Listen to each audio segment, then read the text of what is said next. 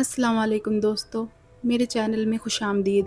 Video شروع کرنے سے پہلے میری آپ سے گزارش ہے کہ میری ویڈیو کو لائک اور چینل کو سبسکرائب کر دیں۔ چلیے شروع کرتے ہیں دل و دماغ پر خوف طاری کر دینے والی ایک پوری اسرار داستاں بائی فریال خان۔ جیسے ہی کوئی نوکری ملے گی میں سب کا ادھار چکا دوں گا، وعدہ، اس نے مزید کہتے ہوئے یقین دہانی کرائی۔ پچھلے 4 ماہ سے تم یہی بات بولتا آ رہا ہے، پتہ نہیں کون سا صدی میں تم کو نوکری ملے گا، اس نے ناگواری سے کہتے ہوئے رجسٹر بند کر دیا۔ اسی صدی میں ملے گی انشاءاللہ۔ اس کے چہرے پر ایک پر یقین مسکراہٹ امڑ آئی، جبکہ غل خان محض اسے دیکھ کر رہ گیا۔ شو کے بعد صوفیہ اپنے گیس شال اوڑھ کر کندھے پر لٹکا پرس پکڑے ریڈیو اسٹیشن سے جا رہی تھی۔ تبھی داخلے حصے پر شیزہ کھڑی نظر آئی، جو ببل چباتے ہوئے اپنے موبائل میں مصروف تھی۔ شیزہ، ابھی تک گئی نہیں تم؟ وہ باہر نکلنے کے بجائے اس کی جانب آئی۔ کیسے جاؤں؟ میرے منگیتر صاحب ابھی تک تشریف ہی نہیں لائے مجھے پک اپ کرنے کے لیے، اس نے منہ بسور کا جواب دیا۔ اوہ، ہو سکتا ہے کہیں ٹریفک میں پھنس گئے ہوں اطہر بھائی، کیونکہ یہ اسکولوں کی چھٹی کا وقت ہے تو اکثر اس وقت روڈ پر ٹریفک بڑھ جاتا ہے۔ اس نے دیری کی وجہ تلاش کی۔ تم بگڑ جا رہی ہو؟ اس نے بھی یوں پوچھ لیا۔ نہیں، مکان میں، کیونکہ گھر تو گھر والوں سے بنتا ہے، ورنہ تو وہ بس اینٹ پتھر سے بنا مکان ہوتا ہے۔ پھیکی سی ہنسی کے ساتھ فلسفانہ جواب ملا۔ اف، ایک تو تمہاری یہ فلسفانہ باتیں، ویسے بہت پرفیکٹ ہے تمہارے لیے آرجے کی جاب۔ میں تو کہتی ہوں کہ کوئی دوسری جاب ملنے کے بعد بھی اسے مت چھوڑنا، اس نے لگے ہاتھوں مشورہ دے ڈالا۔ فی الحال تو مجھے جاب سے زیادہ ایک مکان کی ضرورت ہے، اس نے نئی الجھن بیان کی۔ ہیں، لیکن یہ اچانک کیوں؟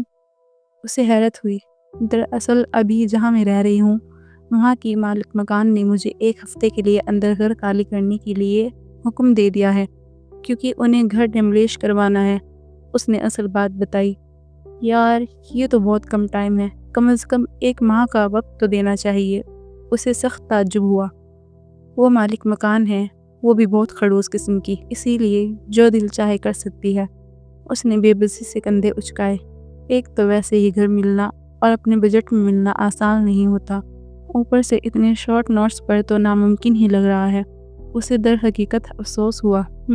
تمہاری نظر میں ہے کوئی 1 کمرے کا گھر جس کا کرایہ بھی مناسب ہو؟ صوفیہ نے ایک امید کے تحت پوچھا۔ نہیں یار، میری نظر میں تو کوئی گھر نہیں ہے، لیکن میں اطہر سے کہوں گی، شاید وہ کوئی مدد کر دے۔ اسے ایک دم خیال آیا۔ ہاں، یہ آئیڈیا اچھا ہے، تم پلیز آج ہی اطہر بھائی سے بات کر لینا۔ اسے ہلکی سی امید کی کرن دکھی۔ تب ہی شیزہ کے ہاتھ میں موجود موبائل ایک لمحے کے لیے رنگ ہو کر پھر خاموش ہو گیا۔ دونوں اس کی جانب متوجہ ہوئی۔ لو، آ گیا وہ، اسی کی مس کال ہے، تم بے فکر رہو، میں راستے میں ہی اس سے بات کر لوں گی اس بارے میں۔ اس نے موبائل کی جانب اشارہ کر کے تسلی کرائی۔ تھینک یو یار، وہ مسکراتے ہوئے مشکور ہوئی۔ ایک تو میری سمجھ میں یہ نہیں آتا کہ ہر دوسرے بندے کی تان آخر اس بات پر آ کے کیوں ٹوٹتی ہے کہ میں اکیلا ہوں۔ مجھے بھلا کیا مسئلے ہوں گے؟ ضروری ہے کہ مسئلے صرف فیملی والے بندے کے ساتھ ہو؟ اکیلے رہنے والے شخص کی بھی اپنی 1000 ضروریات ہوتی ہیں، مگر کوئی سمجھتا ہی نہیں ہے۔ شجاع ایک دم پھٹ پڑا تھا۔ ریلیکس یار، میں نے تو بس ایسے ہی ایک بات کہی تھی، سوری اگر تمہیں برا لگا۔ منیب نے ٹیبل پر بکھرے کاغذات کو الٹ پلٹ کرتے ہوئے معذرت کی۔ اس نے کوئی جواب نہیں دیا اور سنجیدہ تاثر کے ساتھ ٹیبل پر پڑا پیپر ویٹ گھمانے لگا۔ دونوں شام کے اس وقت ایک آفس نما کمرے میں موجود تھے۔ وسط میں درمیانی ٹیبل رکھی ہوئی تھی، جس کی ایک جانب سنگل اور دوسری طرف 2 کرسیاں رکھی تھی۔ سنگل کرسی پر منیب براجمان کچھ کاغذات میں الجھا ہوا تھا۔ اس کے مقابل والی 2 میں سے ایک کرسی پر شجاع موجود تھا۔ بائیں جانب دیوار کے ساتھ ایک ڈبل صوفہ تھا۔ دائیں جانب والی دیوار پر ایک چھوٹا سا LED نصب تھا، جو کہ فی الحال بند تھا۔ منیب کے عقب والی دیوار پر ایک بینر نما تصویر لگی ہوئی تھی، جس پر کچھ خوبصورت گھر بنے تھے اور درمیان میں MS ریئل اسٹیٹ لکھا ہوا تھا۔ منیب اور شجاع دونوں دوست تھے۔ منیب ایک 30-32 سالہ شادی شدہ شخص اور ایک بچے کا باپ تھا، جبکہ شجاع کے پاس ایسا کوئی نہیں تھا جسے وہ اپنی فیملی کہہ سکے۔ دونوں نے اپنی جانب سے تھوڑی تھوڑی رقم ملا کر پارٹنرشپ پر 1 سال قبل یہ اسٹیٹ کھولی تھی، اس گمان میں کہ اس سے انہیں کافی فائدہ ہوگا، مگر یہ گمان محض گمان ہی ثابت ہوا۔ یار، تمہاری بات بری نہیں لگی؟ مگر جب ہر دوسرا بندہ میرا کوئی بھی مسئلہ سن کر یہی بات دہراتا ہے تو پھر مجھے غصہ آنے لگتا ہے۔ ابھی پرسوں ہی میرے مالک مکان نے حکم جاری کیا ہے کہ یا تو ہر صورت اس ماہ کا کرایہ دوں یا پھر گھر خالی کر دوں۔ میں نے کہا کہ اتنی جلدی میں بھلا کہاں جاؤں گا، تو آگے سے وہی بات سننے کو ملی کہ تم تو اکیلے ہو، تمہیں کیا مسئلہ۔ ایک جاننے والے سے کہا کہ کوئی مناسب جاب نظر میں ہو تو بتا دینا، تب بھی وہی بات کہ تم تو اکیلے ہو، تمہارے بھلا کیا خرچے ہیں، اسٹیٹ سے ملنے والا کمیشن کافی ہوتا ہوگا تمہارے لیے، اور ابھی تم نے بھی جاب کا کہنے پر وہی بات کر دی۔ اس نے تفصیلی وضاحت کی۔ وہ ایسا ہی تھا، ایک دم غصہ ہوتا تھا اور پھر کچھ دیر میں ٹھنڈا پڑ جاتا تھا۔ میں سمجھ سکتا ہوں یار، لیکن لوگوں کا تو کام ہی ہے بولنا، تم دھیان مت دیا کرو، اپنے طور پر کوشش کرو جاب ڈھونڈنے کی، انشاءاللہ سب اچھا ہوگا۔ اس نے آرام سے تسلی دی۔ یار فی الحال مجھے جاب کی اتنی فکر نہیں ہے جتنی گھر کی ہے۔ وہ مالک مکان بہت لیچر شخص ہے، اگر ایک ہفتے کے اندر اسے کرایہ نہیں دیا تو وہ میرا سامان اٹھا کر باہر پھینکنے سے بھی گریز نہیں کرے گا۔ سونے پر سہاگا کہ ابھی کوئی پارٹی بھی ہاتھ نہیں آ رہی ہے کہ کچھ کمیشن کا ہی آسرا ہو جائے۔ وہ سخت متفکر تھا۔ ابھی ایک پارٹی آنے والی ہے، میں اسے شیخ صاحب والا گھر وزٹ کروانے کے لیے لے جا رہا ہوں، دیکھوں شاید کوئی بات بن جائے۔ اس نے مبہم سی امید دلائی۔ پتہ ہوتا کہ اسٹیٹ کا کام اتنا مر کے چلے گا تو میں کبھی اپنی سیونگ اس میں نہ پھنساتا، اس کے بجائے کچھ اور کر لیتا۔ شجاع نے اپنے آپ کو کوسا۔ میں نے تو تمہیں پہلے ہی کہا تھا کہ اسٹیٹ کا کام ایسے ہی ہوتے ہیں، کبھی ایک دم ہی اچھا لگ جاتا ہے اور کبھی بس گزارے لائق کام ہوتا ہے، مگر تم دلچسپی لے رہے تھے میرے ساتھ انویسٹ کرنے میں تو میں نے منع نہیں کیا۔ منیب نے لاپرواہی سے کندھے اچکائے۔ تم تو یہی بولو گے، تمہیں بھلا کس بات کی فکر، اچھی خاصی نوکری ہے تو تمہارے پاس، یہ اسٹیٹ تو تمہارا پارٹ ٹائم کام ہے۔ اس نے طنز کیا۔ ہاں تو تم بھی ڈھونڈ لو کوئی نوکری، کس نے منع کیا ہے۔ بات پھر سے وہی آ گئی جہاں سے شروع ہوئی تھی۔ اس سے قبل کہ سجا کوئی جواب دیتا، ٹیبل پر رکھا منیب کا موبائل گنگنا اٹھا۔ اسکرین پر چمکتے نام کو دیکھ کر اس نے فوری کال ریسیو کر کے موبائل کان سے لگایا۔ السلام علیکم۔ جی افتخار صاحب پہنچ گئے آپ؟ اس نے تائید چاہی اور دوسری جانب کا جواب سننے لگا۔ ٹھیک ہے، بس وہیں رکے، میں 5 منٹ میں آیا۔ اس نے تاکید کی اور جلدی سے موبائل کان سے ہٹا کر لائن ڈسکنیکٹ کر دی۔ شجاع، شیخ صاحب والے مکان کی پارٹی آ گئی ہے، میں اسے وزٹ کروانے جا رہا ہوں، دعا کرو کوئی بات بن جائے تاکہ تمہارے کرائے کا مسئلہ حل ہو، باقی اگر میرے پیچھے کوئی آ جائے تو تم ہینڈل کر لینا۔ وہ موبائل کو پینٹ کی جیب میں رکھتے ہوئے کھڑا ہوا اور پھر تیزی کے ساتھ باہر کی جانب بڑھا، جبکہ شجاع یوں ہی بیزاریت سے بیٹھا پیپر ویٹ سے کھیلتا رہا۔ وہ بزنس کی دنیا کا بے تاج بادشاہ نہیں تھا، مگر دنیا نے اسے بہت اچھے سے دنیا داری سکھا دی تھی، جس کے باعث قریب تھا کہ وہ بے نیازی کا تاج پہن کر خود غرضی کی دنیا کا بادشاہ بن جاتا۔ وہ کسی امیر کبیر شخص کی اکلوتی اولاد نہیں تھا، بلکہ کبھی کبھی اسے محسوس ہوتا تھا کہ وہ پوری دنیا میں ہی اکلوتا ہے، اکیلا ہے۔ اس کی آنکھیں سمندر سے نیلی نہیں تھی، مگر ان کالی آنکھوں میں گہرائی سمندر کی سی تھی، ایسی گہرائی کہ دیکھنے والے کو گما گزرتا گویا ان میں ڈوب ہی نہ جائے۔ جب وہ اپنی گمبھیر آواز میں بولتا تھا تو اکثر جانے انجانے اپنے تلخ لفظوں کے خنجر سے وہ کئی دلوں کو زخمی کر جاتا تھا، مگر اسے اس بات کی کوئی پرواہ نہیں تھی۔ وہ خود غرض، بے نیاز، لاپرواہ، جاذب نظر شخص تھا، شجاع حیدر۔ کچھ ہی دیر گزری تھی کہ شیشے سے بنے داخلی دروازے کے کھلنے کی آواز آئی۔ اس نے خیالات سے چونک کر گردن موڑی تو معلوم ہوا کہ ایک لڑکا اندر داخل ہوا ہے۔ السلام علیکم، اسٹیٹ کے اونر کہاں ہے؟ اس نے مذہب انداز میں استفسار کیا۔ وعلیکم السلام، جی میں ہی ہوں، کہیے۔ وہ سیدھا ہو کر بیٹھا۔ دراصل مجھے رینٹ پر ایک گھر چاہیے، اسی حوالے سے بات چیت کرنی تھی۔ اس نے مدعا بیان کیا۔ جی بیٹھے پلیز۔ اس نے کرسی پر سے اٹھتے ہوئے اپنے برابر والی کرسی کی جانب اشارہ کیا اور خود سنگل چیئر پر بیٹھ گیا۔ میرا نام اطہر ہے اور میری ایک واقف کار کو ارجنٹ گھر کی ضرورت ہے۔ میں دوپہر سے اب تک کئی جگہوں پر جا چکا ہوں، مگر کہیں بھی کچھ سمجھ میں نہیں آیا۔ اس علاقے میں سنا ہے کہ مناسب کرائے میں گھر مل جاتے ہیں، اسی لیے سوچا یہاں بھی پتہ کر لوں۔ اس نے کرسی پر بیٹھتے ہوئے وضاحت کی۔ کتنی بڑی فیملی ہے جسے گھر چاہیے؟ اس نے پیشوانہ انداز میں سوال کیا۔ بس ایک لڑکی ہی ہے، اکیلی رہتی ہے وہ، تو ان کے لیے ایک کمرے کا مکان بھی کافی ہوگا، بس رینٹ مناسب ہونا چاہیے اور گھر 1 ہفتے کے اندر اندر چاہیے۔ اس نے تفصیل بتائی۔ 1 ہفتے میں؟ یہ تو بہت کم ٹائم ہے، اور فی الحال تو اس طرح کا کوئی گھر دستیاب بھی نہیں ہے۔ اسے تھوڑا تعجب ہوا۔ آپ سے پہلے جن لوگوں سے میں ملا ہوں انہوں نے بھی یہی کہا ہے کہ 1 ہفتے کے اندر گھر ملنا مشکل ہے۔ لیکن انہیں بہت سخت ضرورت ہے۔ ان کی مالک مکان نے حکم جاری کر دیا ہے گھر خالی کرنے کا۔ آپ پلیز کوشش کر کے دیکھ لیں کہ مناسب کرائے میں جلد از جلد کوئی گھر مل جائے۔ باقی آپ کا جو بھی کمیشن وغیرہ ہوگا اس کی فکر ہی نہیں کرے۔ اس نے مجبوری بتاتے ہوئے تھوڑا اصرار کیا۔ وہ سوچ میں پڑ گیا، کیونکہ واقعی اس وقت ان لوگوں کے پاس کم کرائے میں ایسا کوئی گھر دستیاب نہیں تھا جس کے بارے میں وہ اسے بتا پاتا۔ اچھا ٹھیک ہے، آپ اپنا موبائل نمبر لکھ کر دے جائیں، میں کوشش کرتا ہوں جلد از جلد کوئی گھر ڈھونڈنے کی، اور پھر آپ کو اطلاع کرتا ہوں۔ آخر کار نتیجے پر پہنچتے ہوئے اس نے ایک پین اور پیپر اطہر کی جانب بڑھایا۔ اطہر نے فوری اس پر اپنا نمبر لکھ کر دے دیا۔ آپ اپنی رینج بھی بتا دیں کہ کم سے کم کتنا رینٹ افورڈ کر سکتے ہیں آپ۔ اس نے دوسرا اہم سوال کیا۔ کوشش کیجیے کہ 10,000 کے اندر ہی اندر ہو۔ لجاجت سے جواب ملا۔ شجاع کا دل چاہا ابھی اسے ٹوک کر بولے کہ بھائی، ایک تو تجھے اتنی ارجنٹ گھر چاہیے اور اوپر سے کرایہ بھی کم ہو، اب ایسا گھر تو آرڈر پر ہی بن سکتا ہے۔ مگر اس نے یہ بے وقوفی کی نہیں، محض سوچ کر رہ گیا۔ ٹھیک ہے، میں کوشش کرتا ہوں، آپ ہمارا کارڈ رکھ لیں۔ شجاع نے وزٹنگ کارڈ اس کی جانب بڑھایا۔ شکریہ، میں آپ کے فون کا انتظار کروں گا، اللہ حافظ۔ اس نے کارڈ لے کر شرٹ کی جیب میں رکھتے ہوئے کہا۔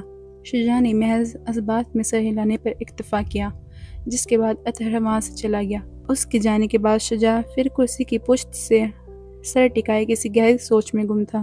اچھا خاصا موقع ہاتھ آیا تھا کمیشن بنانے کا، مگر بدقسمتی سے اس وقت کوئی گھر دستیاب نہیں تھا جو انہیں دلا سکتا۔ وہ انہی خیالوں میں گم تھا کہ تبھی پینٹ کی جیب میں رکھا موبائل گنگنا اٹھا، جسے نکالنے پر پتہ چلا کہ کسی انجان نمبر سے کال آ رہی تھی۔ اس نے ناسمجھی سے کال ریسیو کر کے موبائل کان سے لگایا۔ ہیلو، السلام علیکم، ایم ایس ریئل اسٹیٹ سے بات کر رہے ہیں آپ؟ دوسری جانب سے روب دار مردانہ آواز سماعت سے ٹکرائی۔ وعلیکم السلام، جی میں ایم ایس ریئل اسٹیٹ سے سجا حیدر ہی بات کر رہا ہوں، آپ کون؟ اس نے تائید کرتے ہوئے پوچھا۔ میں رومان ظافری بات کر رہا ہوں۔ آپ کو شاید یاد ہو کہ کچھ مہینے پہلے میں نے ہاؤس نمبر 396 کی فائل آپ کو دی تھی، میں اسی گھر کا مالک ہوں، انہوں نے تعارف دیتے ہوئے یاد دلایا۔ ہاؤس نمبر 396، وہ پرسوچ انداز میں زیر لب بڑبڑایا۔ جی جی یاد آ گیا، کہے سر کیا بات ہے؟ ذہن پر تھوڑا زور دینے کے بعد اسے یاد آ گیا۔ مجھے گھر کے بارے میں ہی پوچھنا تھا، کوئی خریدار ملا؟ اس نے اصل بات پوچھی۔ نہیں سر، خریدار تو کوئی نہیں ملا، بلکہ جو مشکل سے 1-2 لوگ ملے تھے انہیں بھی آس پاس کے لوگوں نے ڈرا دیا، جس کے بعد وہ پھر پلٹ کر واپس نہیں آئے۔ شجاع نے تردد کرتے ہوئے بتایا۔ اسے محسوس ہوا کہ دوسری جانب موجود شخص جواب سے مایوس ہو کر سوچ میں پڑ گیا ہے۔ ہم کوشش کر رہے ہیں سر، جیسے ہی کوئی خریدار ملتا ہے ہم آپ کو ضرور اطلاع کریں گے۔ انہیں خاموش پا کر وہ خود ہی بول پڑا۔ میں ایک بات سوچ رہا تھا، وہ سنجیدگی سے گویا ہوئے۔ جی سر کہے۔ کیوں نہ جب تک اس گھر کا کوئی خریدار نہیں مل جاتا اسے رینٹ پر لگا دیا جائے؟ انہوں نے اظہار خیال کیا۔ لیکن سر وہ گھر کرائے پر بھی کون لے گا؟ جب آس پاس کے لوگوں نے خریدار کو ڈرا دیا تو کرایہ دار کو کیسے سکون سے رہنے دیں گے؟ اس نے سوال اٹھایا جس میں وزن تھا۔ ایسے بہت سے لوگ مل جائیں گے جنہیں مجبوری میں کسی گھر کی اشد ضرورت ہوتی ہے، اور پھر جب اتنا شاندار فرنشڈ گھر نہایت کم کرائے پر ملے گا تو کوئی کیوں نہیں لے گا؟ اسی لیے میں سوچ رہا تھا کہ کیوں نہ جب تک اس گھر کا سودا نہیں ہو جاتا اسے کم کرائے پر کسی کو دے دے، اس بہانے گھر آباد ہو جائے گا تو ممکن ہے کہ آس پاس کے لوگوں کی غلط فہمی بھی دور ہو جائے اور جلد گھر کا سودا ہو جائے۔ انہوں نے خیال کی وضاحت کی تو وہ سوچ میں پڑ گیا۔ اگر کوئی وہ گھر کرائے پر لینے کے لیے رضامند ہے تو کم کرائے پر دے دیجیے، ایڈوانس وغیرہ لینے کی بھی ضرورت نہیں، بس آپ اپنا کمیشن لے لیجیے گا اور آپ ہی سب ایگریمنٹ وغیرہ کر کے مجھے اطلاع کر دیجیے گا۔ انہوں نے سارا معاملہ ترتیب دے ڈالا۔ غالباً وہ بس کسی بھی طرح اس گھر کو آباد کرنا چاہتے تھے۔ ٹھیک ہے سر، میں کوشش کرتا ہوں، جیسے ہی کوئی کرایہ دار ملے گا تو میں آپ کو اطلاع کر دوں گا۔ اس نے ایک گہری سانس لیتے ہوئے حامی بھری۔ ٹھیک ہے، میں انتظار کروں گا، اللہ حافظ۔ اللہ حافظ۔ دونوں جانب سے رابطہ منقطع ہو گیا۔ شجاع نے موبائل ٹیبل پر رکھا اور ٹیبل کی دراز سے ایک فائل نکال کر اس گھر کے کاغذ کی فوٹو کاپی ڈھونڈنے لگا، جو تھوڑی سی تلاش کے بعد اسے مل گئی۔ وہ بغور اسے پڑھنے لگا۔ اس پر ہاؤس نمبر 396 لکھا ہوا تھا اور ساتھ ہی کچھ تفصیلات کے ساتھ مالک مکان کا نام رومان ظافری بھی درج تھا۔ کاغذات دیکھتے ہی بے ساختہ ذہن میں اس گھر سے جڑی ساری افواہیں تازہ ہو گئی جو اب تک وہ لوگوں کی زبانی سن چکا تھا۔ اس گھر میں آسیب ہے، یہ گھر کبھی آباد نہیں ہو سکتا، یہاں بڑی ہی دردناک موت ہوئی تھی۔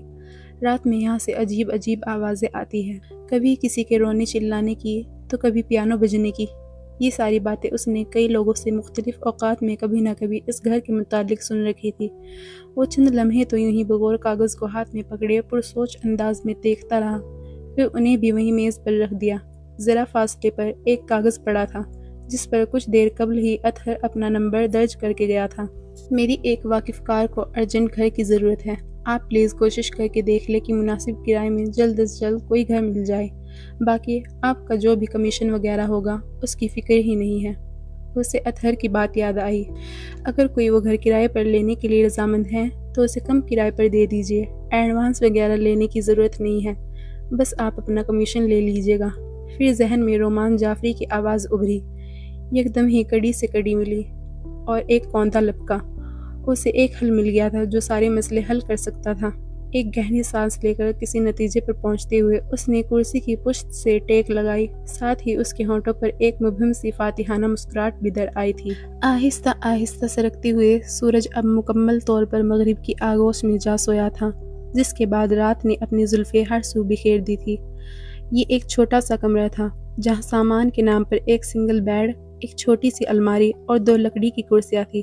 کمرے میں ہی اٹیچ باتھ روم تھا اور دوسرے کونے میں چھوٹا سا کچن تھا جہاں صوفیہ اس وقت کھانا بنانے میں مصروف تھی، جبکہ مسالے کے بھوننے کی خوشبو پورے کمرے میں پھیلی ہوئی تھی۔ دھڑا دھڑ کمرے کا خستہ حال دروازہ بری طرح بجا۔ اس نے چولہے کی آنچ ہلکی کی اور دروازے کی جانب آئی۔ دروازہ کھولتے ہی اسی خطرناک تیوروں کے ساتھ عصمت بی بی دوسری جانب کھڑی ملی جو اس کی مالک مکان تھی۔ السلام علیکم خالہ، اس نے مذہب انداز میں سلام کیا۔ کیا ہوا مہارانی صاحبہ، کوئی محل ملا آپ کو آپ کی خواہش کے عین مطابق؟ انہوں نے سلام نظر انداز کرتے ہوئے تیکھے انداز میں پوچھا۔ خالہ ڈھونڈ تو رہی ہوں مگر اتنی جلدی بھلا گھر کہاں ملتا ہے، وہ ہلکے سے بولی۔ میں یہ بار بار کا دہرایا گیا راگ سننے نہیں آئی بلکہ بتانے آئی ہوں کہ صرف 6 دن رہ گئے ہیں تمہارے پاس، جلد از جلد اپنا کوئی بندوبست کر لو، انہوں نے درستی سے باور کرایا۔ خالہ پچھلے 8 سالوں سے میں امی کے ساتھ یہاں رہ رہی ہوں، یہ علاقہ محلہ میرا دیکھا بھلا ہے، پلیز مجھے یہاں رہنے دے، پھر سے کسی نئی جگہ پر جانا میرے لیے مشکل ہو جائے گا، اور اب تو امی بھی میرے ساتھ نہیں ہے۔ اس نے ایک امید کے تحت پھر منت کی۔ تو میں نے مارا ہے تمہاری ماں کو، اسے سنبھل کر روڈ پار کرنا چاہیے تھا نا، اور تم کوئی ننھی بچی نہیں ہو جو ماں کا پلو پکڑے بنا کہیں نہ جا سکو۔ 3 سال ہو گئے ہیں تمہاری ماں کو مرے ہوئے، اب تو بڑی ہو جاؤ۔ ان کی درست بات پر اس نے لب بھینچ لیے۔ اور تم کیا چاہتی ہو کہ تمہارے چکر میں اپنا نقصان کر لوں میں؟ یہ کمرہ توڑ کر اچھے سے بناؤں گی، تبھی تو زیادہ کرائے پر جائے گا اور مجھے کچھ فائدہ ہوگا۔ تمہارے چکر میں بس ہر ماہ 5,000 میں ہی گزارا کرتی رہی ہوں میں، وہ بھی تم اتنی دیر سویر کر کے دیتی ہو، اوپر سے فرمائش دیکھو ذرا۔ ان کی صفا کے عروج پر تھی۔ بس 1 سال اور ہے خالہ، اب آخری بار مجھے پرائیویٹ پیپر دینے ہیں، اس کے بعد جیسے ہی میری پڑھائی مکمل ہوگی تو مجھے اچھی نوکری مل جائے گی، جس کے بعد آپ کو کرائے کا مسئلہ نہیں ہوا کرے گا، پھر آپ چاہے تو کرایہ بڑھا لیجئے گا۔ اس نے جلدی سے اطمینان دلانا چاہا۔ یہ بہانے اپنے نئے مالک کو سنانا، مجھے بس 6 دن بعد ہر صورت یہ کمرہ خالی چاہیے، ورنہ مجھے تمہارا سامان باہر پھینکنا پڑے گا۔ انہوں نے بے رحمی کی انتہا کر دی، جبکہ دکھ کے مارے وہ مزید کچھ نہ کہہ پائی۔ عصمت بی بی سیڑھیاں اتر کر واپس نیچے اپنے پورشن میں چلی گئی، جبکہ صوفیہ نے چھت پر بنے اس کمرے کا دروازہ بند کیا اور مرے مرے قدموں سے آ کر بیڈ پر بیٹھ گئی۔ اس نے ہاتھ بڑھا کر تکیے کے نیچے سے ایک تصویر نکالی اور اسے دونوں ہاتھوں سے پکڑ کر بغور دیکھنے لگی۔ تصویر میں 10-11 سالہ بچی 2 درمیانی عمر کے مرد اور عورت کے ہمراہ کھڑی تھی، اور تینوں کے مسکراتے چہروں نے تصویر میں جان سی ڈال دی تھی۔ امی، ابو، کیوں چلے گئے آپ لوگ؟ ایک ایک کر کے مجھے دنیا کے رحم و کرم پر چھوڑ کر، وہ روحانسی ہو کر تصویر سے مخاطب ہوئی۔ ابھی دیکھا نا آپ نے کہ عصمت خالہ پھر آئی تھی، وہ کتنی جلی کٹی سنا کر گئی ہیں۔ مجھے ان کے انداز سے کوئی مسئلہ نہیں ہے، یہ تو میں پچھلے 8 سال سے دیکھتی آ رہی ہوں، جس کی اب مجھے عادت ہو گئی ہے، مگر مجھے ڈر لگ رہا ہے یہ جگہ چھوڑ کر کسی نئی جگہ پر جانے سے۔ یہاں تو میں سب کو جانتی ہوں، سب مجھے جانتے ہیں، مگر نئی جگہ پر پتہ نہیں کیسے لوگ ہوگے۔ وہ دل کا خدشہ زبان پر لائی۔ وہ جب بھی پریشان ہوتی تھی اور خود کو بہت تنہا محسوس کرتی تھی تو یوں ہی اس بے جان تصویر سے ایسی ہی باتیں کرنے لگتی، گویا وہ اسے سن رہی ہے۔ صحیح کہتے ہیں کہ جب تک ماں باپ زندہ ہوتے ہیں نا تو اولاد کو کانٹا بھی نہیں چبھنے دیتے، مگر ان کے جاتے ہی دنیا خون کے آنسو رلا کر رکھ دیتی ہے۔ اس کی آنکھیں بھیگنا شروع ہو گئی اور گلا رند گیا۔ میرے لیے دعا کیجیے گا کہ اس خود غرض دنیا میں مجھے کوئی مخلص مل جائے۔ اس نے تصویر پر ہاتھ پھیرا اور ساتھ ہی آنکھ میں آیا آنسو تصویر کو بوسہ دے گیا۔